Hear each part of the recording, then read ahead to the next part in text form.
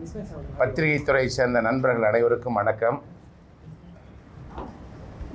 தற்பொழுது தமிழகத்திலே ஏற்பட்டிருக்கின்ற அரசியல் நிகழ்வுகளில் இன்றைக்கு திரு விஜய் அவருடைய அமைச்சரவையிலே அமைச்சராக இருக்கிற திரு ஆதவ் அர்ஜுனா அவர்கள் அனைத்திந்திய அண்ணா திராவிட முன்னேற்றக் கழகத்தை பற்றி விமர்சனம் செய்து கொண்டிருக்கிறார்.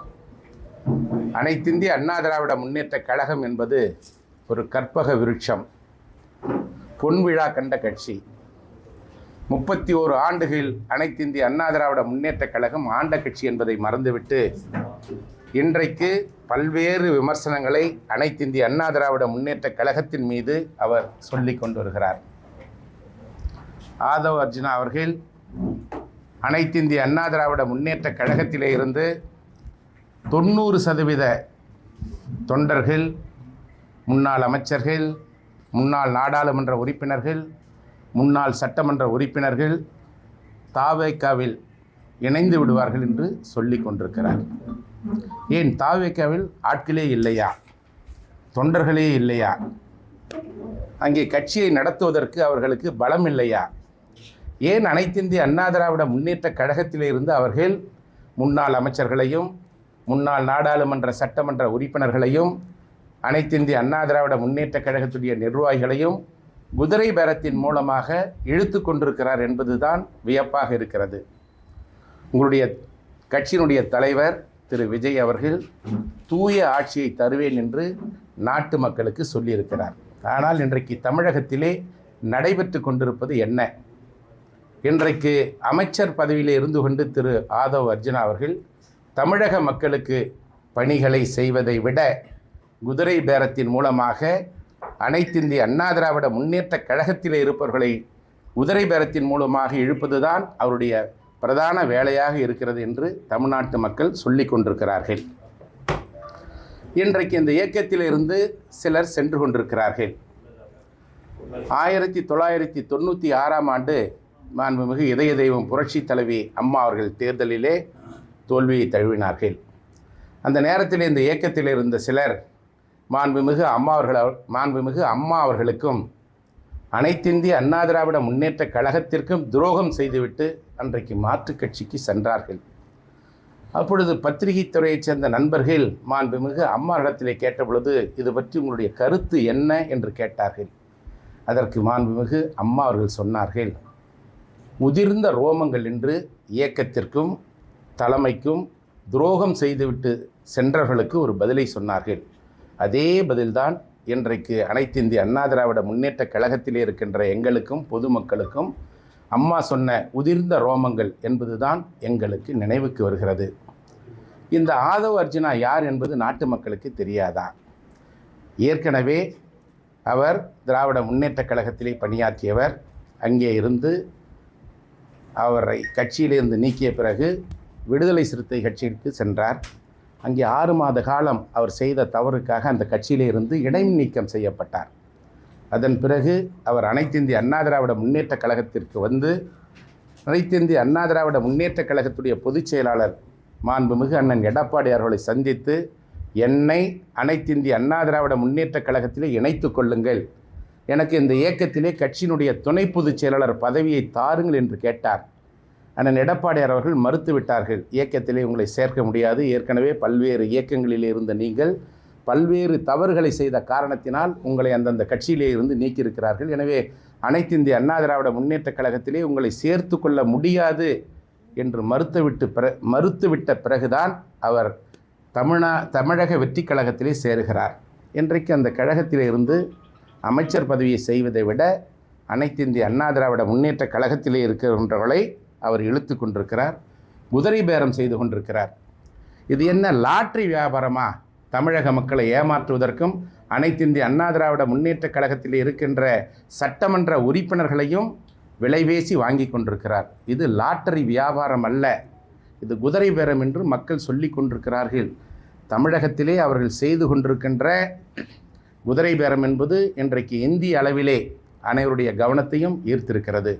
அவர்கள் தொடர்ந்து இது போன்ற தவறுகளை செய்தால் அனைத்திந்திய அண்ணா திராவிட முன்னேற்றக் கழகத்துடைய பொதுச் செயலாளருடைய அனுமதியோடு இது சிபிஐ விசாரணை செய்ய வேண்டும் என்ற கோரிக்கையை நாங்கள் வைப்பதற்கும் தயங்க மாட்டோம் என்பதை இந்த நேரத்தில் நான் உறுதியோடு தெரிவித்துக் கொள்ள கடமைப்பட்டிருக்கிறேன். இன்னொன்று, அடிக்கடி அவர் சொல்லுகிறார், பத்திரிகையாளர்களை சந்திக்கின்ற பொழுது, அவருடைய இயக்கத்திலே தொண்டர்களை சேர்க்கின்ற பொழுது ஒரு தவறான கருத்துக்களை பதிய வைத்து கொண்டிருக்கிறார். அனைத்திந்திய அண்ணா திராவிட முன்னேற்ற கழகமும் திராவிட முன்னேற்ற கழகமும் இணைந்து கூட்டணி ஆட்சி அமைப்பதற்கான முயற்சியை மேற்கொண்டார்கள். இதுதான் குதிரை பேரம் என்று திரு ஆதவ் அர்ஜுனா அவர்கள், அவருடைய ஆட்சியிலே அமைச்சராக இருக்கிற திரு செங்கோட்டையன் போன்றவர்களெல்லாம் தவறான செய்தியை சொல்லி கொண்டிருக்கிறார்கள். அனைத்திந்திய அண்ணா திராவிட முன்னேற்ற கழகம் தோன்றியதே திராவிட முன்னேற்ற கழகம் என்ற தீய சக்தியை எதிர்த்துதான் உருவாக்கப்பட்ட இயக்கம் என்று மாண்புமிகு இதய தெய்வம் புரட்சித் தலைவர் எம்ஜிஆர் அவர்கள் சொன்னார்கள். அவர் இருக்கின்ற வரை, உயிரோடு இருக்கின்ற வரை, இந்த இயக்கத்தை ஆரம்பித்த நாளிலே இருந்து அவர் இறக்கின்ற வரை அவர்தான் முதலமைச்சராக இருந்தார். அவருடைய மறைவிற்கு பின்னால் புரட்சித் தலைவி அம்மா அவர்கள் இந்த இயக்கத்தை எஃகு கோட்டையாக மாற்றி காட்டினார். இந்தியாவினுடைய 3வது பெரிய இயக்கமாக மாற்றி காட்டினார்கள். அப்படிப்பட்ட இந்த இயக்கத்தை பற்றி ஆதவ் அர்ஜுனா அவர்கள் தவறான முறையிலே விமர்சனம் செய்வதை நிறுத்தி கொள்ள வேண்டும் என்பதை இந்த நேரத்தில் கேட்டுக்கொள்கிறேன். தண்ணீரும் எண்ணெயும் இணையுமா என்பதை தயவு செய்து பத்திரிகையாளர்களாகிய நீங்கள் சிந்தித்து பார்க்க வேண்டும், பொதுமக்கள் சிந்தித்து பார்க்க வேண்டும். என்றைக்குமே தமிழகத்திலே திராவிட முன்னேற்ற கழகத்தோடு அனைத்திந்திய அண்ணா திராவிட முன்னேற்ற கழகம் இணைந்து ஆட்சி அமைக்கும் என்று எந்த நேரத்திலேயும் எங்களுடைய பொதுச் செயலாளர்கள் யாரிடத்திலேயும் பேசவில்லை என்பதுதான் உண்மை. இந்த உண்மைக்கு மாறாக இன்றைக்கு இந்த ஆட்சியில் இருக்கின்றவர்கள் மக்களை திசை திருப்ப வேண்டும் என்பதற்காக பல்வேறு தவறான கருத்துக்களை சொல்லி கொண்டிருக்கிறார்கள். இன்றைக்கு தமிழக மக்கள் அவர்களுக்கு 34% வாக்குகளை மட்டுமே அளித்திருக்கிறார்கள். 66% மக்கள் இன்றைக்கு இந்த அரசை எதிர்த்து கொண்டிருக்கிறார்கள் என்பதுதான் உண்மை. இந்த உண்மையை மூடி மறைக்க வேண்டும் என்பதற்காக அந்த இயக்கத்திலே ஏற்பட்டிருக்கிற புகைச்சல், அதிகாரம் யாரிடத்திலே இருக்க வேண்டும் என்பது இன்றைக்கு அவர்களுக்குள்ளாகவே பொதுச் செயலாளராக இருக்கின்ற திரு ஆனந்த் அவர்கள், அந்த கட்சியினுடைய தேர்தல் பிரிவினுடைய மேலாண்மை பொதுச் செயலாளராக இருக்கிற திரு ஆதவ் அர்ஜுனா அவர்களுக்கு இடையே ஏற்பட்டிருக்கிற அதிகார மோதல், யார் திரு விஜய் அவர்களுக்கு அடுத்த இடத்திலே இருக்கிறார், தங்களுடைய உரிமையை நிலைநாட்ட வேண்டும் என்பதற்காக தலைமைச் செயலகத்திலேயே அரசு அதிகாரிகள் பணியாற்றி கொண்டிருக்கின்ற அரசு அலுவலகமாக இருக்கின்ற திரு ஆதவ் அர்ஜுனா அவருடைய அமைச்சர் அறையிலேயே இயக்கத்திலே மாற்றுக் கட்சியிலிருந்து வருகின்றவர்களை எல்லாம் அவர் கட்சியிலே சேர்த்து கொண்டிருக்கிறார். அது என்ன அரசு தலைமைச் செயலகமா அல்லது தமிழக வெற்றி கழகத்துடைய கட்சி அலுவலகமா என்று பொதுமக்கள் கேட்கிறார்கள், ஊடக நண்பர்கள் கேட்கிறார்கள், நடுநிலையாளர்கள் கேட்கிறார்கள், ஊடகவியலாளர்கள் கேட்கிறார்கள். இது போன்ற தவறுகள் தொடர்ந்து நடப்பதை தூய ஆட்சி தருவேன் என்று சொன்ன முதலமைச்சராக இருக்கிற திரு விஜய் அவர்கள் கண்டிப்பாக தடுத்து நிறுத்த வேண்டும். ஏன் இது போன்ற ஒரு நிகழ்வுகள் உங்கள் கட்சியிலே வருங்காலத்திலே ஏற்படாதா? இன்றைக்கு 108 சட்டமன்ற உறுப்பினர்களை வென்ற நீங்கள் உங்களுடைய ஆட்சியை தக்க வைத்துக் கொள்ள வேண்டும் என்பதற்காக குதிரை பேரத்தின் மூலமாக அனைத்து இந்திய அண்ணா திராவிட முன்னேற்ற கழகத்திலே இருந்த 4 சட்டமன்ற உறுப்பினர்களை குதிரை பேரத்தின் மூலமாக பல கோடி ரூபாய் கைமாறியதன் காரணமாக இன்றைக்கு நீங்கள் ராஜினாமா செய்ய வைத்துள்ளீர்கள் என்பது நிதர்சனமான உண்மை. இது நாட்டு மக்களுக்கும் தெரியும், உங்களுக்கும் தெரியும், எங்களுக்கும் தெரியும் என்பதை நீங்கள் மறக்க வேண்டாம். இதையெல்லாம் தமிழக மக்கள் உற்று நோக்கி கொண்டிருக்கிறார்கள். வருகின்ற எந்த தேர்தலாக இருந்தாலும் அந்த தேர்தலில் மக்கள் உங்களுக்கு சரியான பதிலடி தருவார்கள் என்பதை இந்த நேரத்தில் நான் உறுதியோடு தெரிவித்துக் கொள்கிறேன். தமிழக வெற்றி கழகத்திலே இன்றைக்கு யார் திரு விஜய் அவருடைய அடுத்த இடத்திலே இருக்க வேண்டும் என்பதற்காக குதிரை பேரத்திலே ஈடுபட்டு அனைத்து இந்திய அண்ணா திராவிட முன்னேற்ற கழகத்திலே இருக்கின்றவர்களை இழுத்து கொண்டிருக்கிறார்கள். அதற்கு தலைமைச் செயலகம் ஒரு இடமாக அவர்கள் பயன்படுத்தி வருகிறார்கள். அவர்களுக்கு உள்ளே ஏற்பட்டிருக்கிற அதிகார மோதல், பொதுச் செயலாளராக இருக்கிற திரு ஆனந்த் அவர்கள் அந்த கட்சியினுடைய தேர்தல் பிரச்சார மேலாண்மை பொதுச் செயலராக இருக்கிற திரு ஆதவ் அர்ஜுனா அவர்களுக்கு இடையே ஏற்பட்டிருக்கிற இந்த மோதலில் யார் வெற்றி பெற வேண்டும் என்பதற்காக தவறான அரசியலை தமிழகத்திலே நடத்தி கொண்டிருக்கிறார்கள். இது ஜனநாயகத்திற்கு முரணானது, ஜனநாயகத்திற்கு எதிரானது என்பதை அவர்கள் புரிந்து கொள்ள வேண்டும். இனிமேற்கொண்டும் அனைத்து இந்திய அண்ணா திராவிட முன்னேற்ற கழகத்தை பற்றி தவறாக பேச வேண்டாம் என்பதை இந்த நேரத்தில் நாங்கள் தெரிவித்துக் கொள்கிறோம். உங்களுக்கு ஆள் இல்லை என்றால், தமிழக வெற்றி கழகத்திலே பணியாற்றுவதற்கு ஆள் இல்லை என்றால், நேர்மையான முறையிலே அரசியலை செய்து பொதுமக்களை சந்தித்து நீங்கள் கொடுத்த வாக்குறுதிகளை மக்களுக்கு நிறைவேற்றி தாருங்கள். அதை விடுத்து அனைத்து இந்திய அண்ணா திராவிட முன்னேற்றக் கழகத்தை பற்றி குறை சொல்ல வேண்டாம். இந்த இயக்கத்திலே சில உதிர்ந்த ரோமங்கள் சென்று கொண்டிருக்கிறது. ஆனால் இந்த இயக்கம் புரட்சித் தலைவர் எம்ஜிஆர் அவர்களால் தொண்டர்களுக்காக உருவாக்கப்பட்ட இயக்கம். ஒரு காலத்திலே ஒரு சாதாரண தொண்டன், அனைத்து இந்திய அண்ணா திராவிட முன்னேற்றக் கழகத்தினுடைய தொண்டன் இறந்து விட்டான் என்பதற்காக அன்றைக்கு கட்சியினுடைய தலைவர், முதலமைச்சர், இதய தெய்வம் புரட்சித் தலைவர் எம்ஜிஆர் அவர்கள் ஒரு கருத்தை சொன்னார்கள். ஒரு தொண்டன் இந்த இயக்கத்திலே இறந்து விட்டான் என்பதற்காக ஒரு நாள் முழுவதும் நான் சாப்பிடவில்லை, உறங்கவில்லை என்று வருத்தப்பட்டார். காரணம், இந்த இயக்கத்திலே ஒரு தொண்டன் மறைந்து விட்டால் அந்த இடத்தை நிரப்புவது மிகவும் சிரமம். ஆனால் மேல்மட்டத்தில் இருக்கின்ற சில தலைவர்கள் கட்சி மாறி போனால் எனக்கு அதை பற்றி கவலை இல்லை. ஒரு சில தலைவர்கள் போனால் அதை போல நூற்றுக்கணக்கான தலைவர்களை உருவாக்க முடியும் என்று இதய தெய்வம் புரட்சித் தலைவர் எம்ஜிஆர் அவர்கள் சொன்னார்கள். மாண்புமிகு அம்மா அவர்கள் சொன்னார்கள். அந்த ஒரு தொண்டனை உருவாக்க முடியாது, ஆனால் தலைவர்களை உருவாக்க முடியும் என்ற கருத்தைத்தான் இன்றைக்கு அண்ணன் எடப்பாடி அவர்கள் கடைபிடித்து வருகிறார். மிக சிறப்பான முறையிலே அனைத்து இந்திய அண்ணா திராவிட முன்னேற்றக் கழகத்திற்கு பொதுச் செயலாளராக பொறுப்பேற்று இயக்கத்தையும் இயக்கத்தில் இருக்கின்ற 2,16,00,000 தொண்டர்களையும் சிறப்பான முறையிலே வழிநடத்தி சென்று கொண்டிருக்கிறார் என்பதை இதன் மூலமாக உங்களுக்கு நான் தெரிவித்துக் கொள்கிறேன்.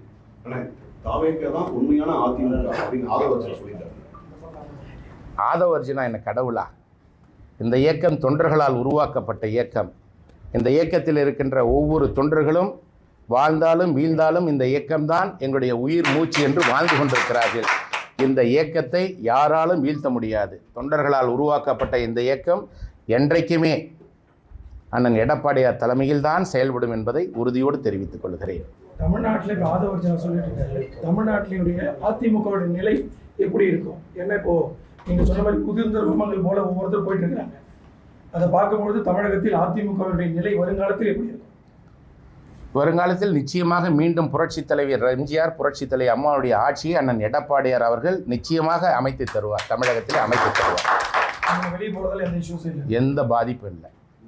இந்த இயக்கத்திலே பதவி ஆசை பிடித்தவர்கள், பதவியை எதிர்நோக்கி இருப்பவர்கள்தான் இன்றைக்கு கட்சி மாறி சென்று கொண்டிருக்கிறார்களே தவிர உண்மையான தொண்டர்கள், உண்மையான நிர்வாகிகள், புரட்சித் தலைவர் எம்ஜிஆர், புரட்சித் தலைவி அம்மா அவர்கள் மீது கொண்ட விசுவாசம் அண்ணன் எடப்பாடியார் தலைமையிலே நாங்கள் சிறப்பான முறையிலே செயல்பட்டு கொண்டிருக்கிறோம்.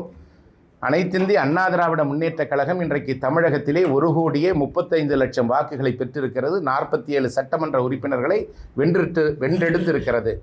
உதாரணமாக சேலம் மாவட்டத்திலே அண்ணன் எடப்பாடியார் தலைமையிலே 7 சட்டமன்ற தொகுதிகளை வென்றெடுத்திருக்கிறது. தமிழகத்திலேயே அதிகமான வாக்குகள் வித்தியாசத்திலே வெற்றி பெற்றவர் மரியாதைக்குரிய அனைத்து இந்திய அண்ணா திராவிட முன்னேற்றக் கழகத்துடைய பொதுச் செயலாளர் அண்ணன் எடப்பாடியார் தான். நம்முடைய திருவண்ணாமலை மாவட்டத்திலே 5 சட்டமன்ற தொகுதிகளை அனைத்து இந்திய அண்ணா திராவிட முன்னேற்றக் கழகம் வென்றெடுக்கிறது.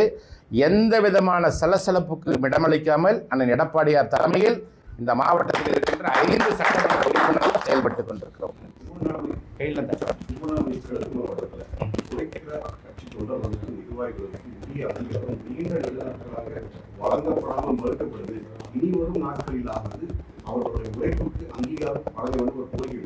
நிச்சயமாக அண்ணன் எடப்பாடியார் அவர்கள் உரிய அங்கீகாரத்தை இந்த இயக்கத்தில் உழைப்பவர்களுக்கு, விசுவாசம் கொண்டவர்களுக்கு அண்ணன் எடப்பாடியார் நிச்சயமாக அங்கீகாரம் தருவார்கள்.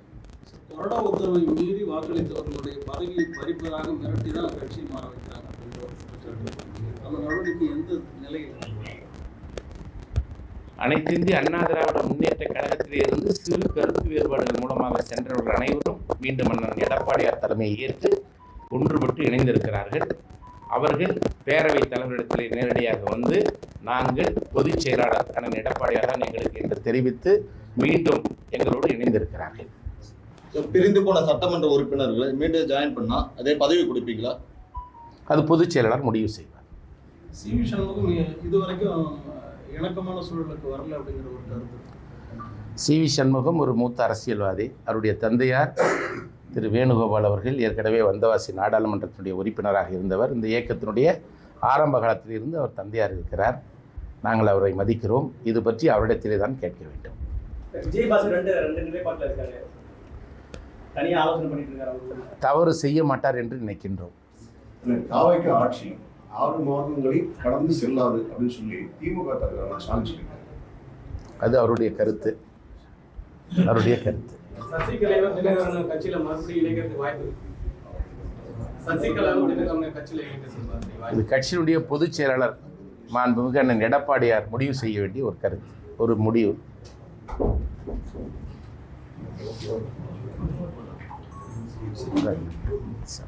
ரொம்ப நன்றி. வருகின்றவர்களை இயக்கத்திலே அவர்கள் சேர்க்கிறார்கள். அதில் பேசுகின்ற பொழுது கட்சியினுடைய பொதுச் செயலாளராக இருக்கிற திரு ஆனந்த் அவர்கள் பல்வேறு இயக்கங்களிலிருந்து முன்னாள் அமைச்சர்கள் வருகிறார்கள், முன்னாள் நாடாளுமன்ற சட்டமன்ற உறுப்பினர்கள் வருகிறார்கள், பல்வேறு இயக்கங்களில் இருந்து நிர்வாகிகள் வருகிறார்கள் என்று சொல்லிவிட்டு ஏற்கனவே இந்த இயக்கத்திலே பணியாற்றி கொண்டிருக்கின்ற நிர்வாகிகள் யாரும் பயப்பட வேண்டாம், உங்களுக்கு எந்த விதமான பாதிப்பும் வந்துவிடாது என்று இந்த இயக்கத்தில் இருக்கின்றவர்கள் வெளியேறி விடுவார்கள் என்ற சந்தேகத்தின் அடிப்படையிலே அவர்களை தடுத்து நிறுத்துவதற்காக இந்த கருத்துக்களை அவர் தெரிவித்திருக்கிறார். மாற்றுக் கட்சியிலே இருந்து வருகிறவர்களை சேர்க்கின்ற பொழுது தன்னுடைய கட்சியில் இருக்கின்றவர்கள் வெளியேறிவிடக்கூடாது என்பதற்காக இந்த கருத்தை சொல்லியிருக்கிறார் என்பதை உங்கள் மத்தியிலே நான் பதிவு செய்ய விரும்புகிறேன். கடந்த 15 நாட்களில் தமிழகத்திலே ஏற்பட்டிருக்கின்ற இவர்கள் ஆட்சி அமைந்ததற்கு பின்னாலே ஏறக்குறைய 20க்கும் மேற்பட்ட பாலியல் வன்கொடுமைகள் நடந்திருக்கிறது. 20க்கும் மேற்பட்ட கொலைகள் தமிழகத்திலே நடைபெற்று கொண்டிருக்கிறது. எங்கு பார்த்தாலும் கொலை, கொள்ளை, வழிப்பறி, கஞ்சா விற்பனை போன்ற பல்வேறு சமூக விரோத செயல்கள் தொடர்ந்து தமிழகத்திலே நடைபெற்று கொண்டிருக்கிறது. சட்டம் ஒழுங்கு சரியான முறையிலே இல்லை. குன்னம் பகுதியிலே கூட பொதுமக்கள் விடுதலை சிறுத்தைகளுக்கும் திராவிட முன்னேற்ற கழகத்திற்கும் ஏற்பட்ட மோதல் காரணமாக அங்கே பொதுமக்கள் பாதிக்கப்பட்டிருக்கிறார்கள் என்ற செய்திகள் எல்லாம் ஊடகத்திலேயும் பத்திரிகையிலேயும் வெளிவந்து கொண்டிருக்கிறது.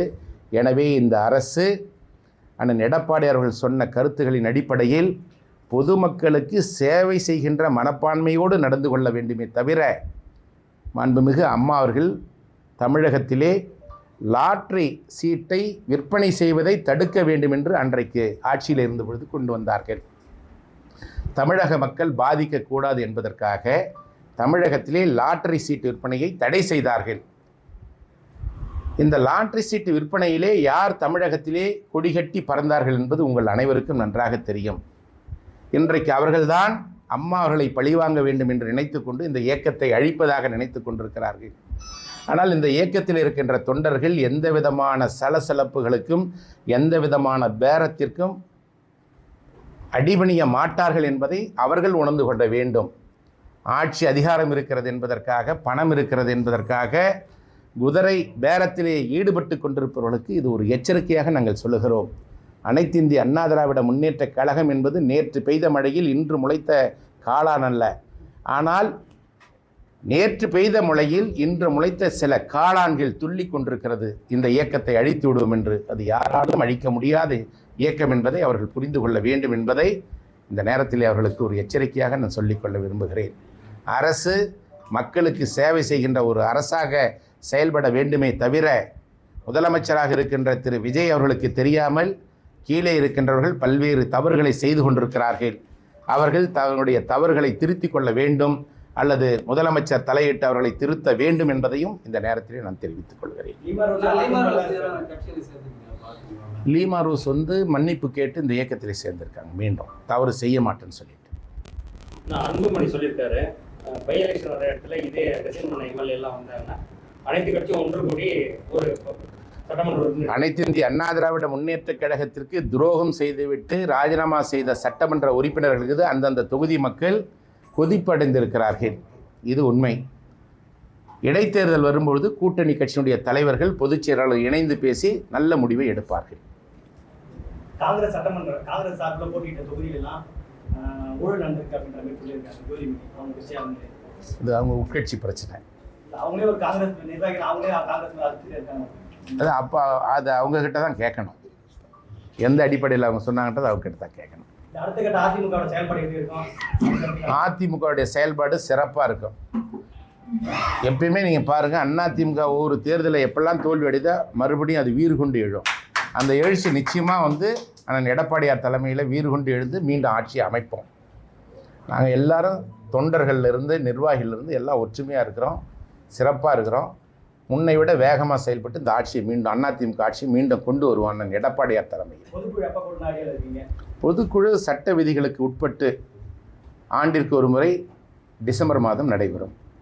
அந்த நேரத்தில் பொதுச் செயலாளர் அதை நிச்சயமாக எந்த விதமான மாற்றத்திற்கும் இடமில்லை. 2,16,00,000 தொண்டர்களால் தேர்ந்தெடுக்கப்பட்டவர் அண்ணன் பொதுச் செயலாளர் எடப்பாடியார் அவர்கள். யாரும் அதிருப்தியில் இருந்தவங்களாம் அண்ணன் எடப்பாடியார் தலைமையை ஏற்று வந்து சேர்ந்துட்டாங்க. இந்த இயக்கத்தில் எந்த அதிருப்தியும் இல்லை. சின்ன கருத்து வேறுபாடுன்னு அவங்களே சொன்னாங்க. அவங்களே நாங்கள்லாம் அதை மறந்துட்டோம்னு சொல்லிட்டாங்க. எங்களுடைய நிரந்தர பொதுச் செயலாளர் அண்ணன் எடப்பாடியார் தான் சொல்லி அவங்களே பேட்டி கொடுத்துட்டாங்க. அது அவர்கிட்ட தான் கேட்கணும். இல்லை, அவர் பொதுச் செயலாளர் அவர் வந்து ஏற்றுக்கிட்டு தான் இருக்கார். அவர் எதுனா இல்லை, அவருடைய முடிவு என்னன்னா நீங்கள் அவர்கிட்ட தான் கேட்கணும். ஆமாம், கண்டிப்பாக அதிமுக தான் இருக்கார். பிரிந்து போன சட்டமன்ற உறுப்பினர் மீண்டும் வந்தா சேர்த்துப்பீங்களா? அது பொதுச் செயலாளர் தான் முடிவு எடுக்கணும். நன்றி. இருந்தா காப்பி சாப்பிட்டு கொடுப்பேன்.